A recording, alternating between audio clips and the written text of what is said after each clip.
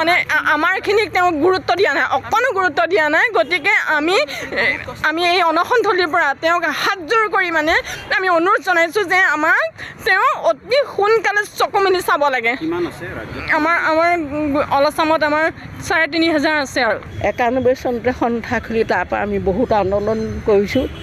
বহুত আমি তেখেতক আমি প্ৰতিখন চৰকাৰৰ দিনতে আবেদন নিবেদন কৰিছোঁ। বিশেষকৈ ২০১০ চনৰ পৰা আমি বৰ্তমান যিজন এতিয়া আমাৰ CM হৈ আছে, আমাৰ মুখ্যমন্ত্ৰী হৈ আছে, তেখেতৰ ওচৰত কিমান বাৰ লগ কৰিছোঁ আপোনালোকক আমি কোনো কথা ক'ব নোৱাৰোঁ। কাৰণ লগ কৰি আছোঁ, আমি এতিয়াও লগ কৰি আছোঁ। আমি কোনোখন জিলা আমি উজনি অসমৰ পৰা গৈ আমি একেবাৰে কোকৰাঝাৰ, শ্বিলং, কোকৰাঝাৰ, চালাকাটি, চিৰাং, বঙাইগাঁও সকলোতে তেখেতক লগ কৰিছোঁ। উজনি অসমতো আমি লগটো কৰিছোঁৱেই। তাৰ উপৰঞ্চি তেখেতক আমি প্ৰতিবাৰে আমাক কোনো শব্দত না বুলি কোৱা নাই। আমাক প্ৰতিবাৰে আমাক দিম বুলি আশ্বাস দি আছে, আশ্বাসহে দিছে, কিন্তু আমি কাৰ্যত পৰিণতি হ'ব পৰা নাই। তাৰপাছত তেখেতে ডিমাণ্ডটো আমাৰ কি আছে, আমাৰ মানে ধৰি লওক অৱসৰখিনিক আমাৰ তেখেত বকিয়াই দিয়া, আমাৰ তাত তেনেকৈ লিখা আছে, তেনেকৈ হ'ব। আৰু মানে আৰু আমাৰ দাবী হৈছে মানে কি, আমি আজি বহু দিনৰ পৰা মানে 91ৰ পৰা আমি এনেকৈ খাটি আছোঁ মানে প্ৰাথমিক বিদ্যালয়ত। গতিকে বিনা বেতনে আৰু গতিকে আমাক মানে তেওঁ বহুত আশ্বাস দি আহিছে, বহুত বাৰ মানে লাষ্ট আমি 25 জুনত আমি বিজনীত লগ কৰিছিলোঁ। তেতিয়া মানে তেওঁ কৈছিলে যে আপোনালোকে চিন্তা নকৰিব, আমি মানে ইলেকশ্যনৰ আগত মই কিবা এটা কৰি দিমেই আপোনালোকক, এনেকৈ আশ্বাস দিছিলে। কিন্তু আজি কোপতি তেওঁক লগ কৰিবলৈ আহিলেও লগ নকৰে, মানে আমাক কোনো গুৰুত্বই দিয়া নাই, গুৰুত্ব দিয়া নাই।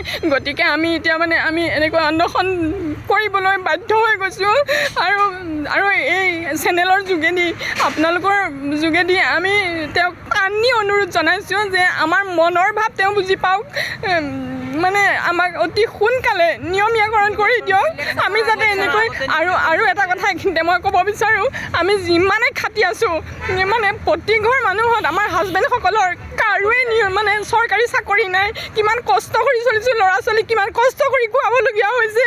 গতিকে তেওঁক আমি টানি অনুৰোধ জনাইছোঁ যে তেওঁ আমাক অতি সোনকালে আমাৰ মনৰ ভাৱ বুজি পাওক আৰু আমাক এইখিনি নিয়মীয়াকৰণ কৰি দিয়ক। এইটোৱে আমাৰ তেওঁৰ ওচৰত দাবী। আৰু যিখিনি খাটি আছোঁ সেইখিনিক আমাক নিয়মীয়াকৰণ কৰিব লাগে।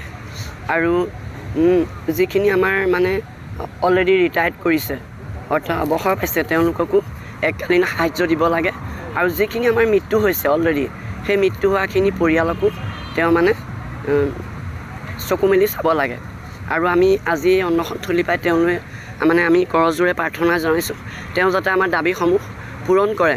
তেওঁ অসমৰ এজন মানে বৰ মানে জনপ্ৰিয় নেতা, তেওঁতকৈ আৰু অসমত কোনো এজন, তেওঁক বহুত ভাল পাওঁ, তেওঁক অন্তৰে বহুত তেওঁক আমি শ্ৰদ্ধা কৰোঁ, ছাপোৰ্ট কৰোঁ। কিন্তু আমি লাষ্টবাৰ তেওঁক বিজনীত 25 জুনত লগ পাইছিলোঁ। তেতিয়া তেওঁ কৈছিল যে ইলেকশ্যনৰ আগত আপোনালোকক এইখিনি কৰি দিম, কিন্তু আজি কোবতি আমাক তেওঁ লগ দিয়া নাই। গতিকে আমি বাধ্য হয় আজি আমি চচলত এনেদৰে আমি বহিবলৈ বাধ্য হৈছোঁ। যিকোনো খবৰৰ বাবে যোগাযোগ কৰক আমাৰ এই নম্বৰত 9181 307 221।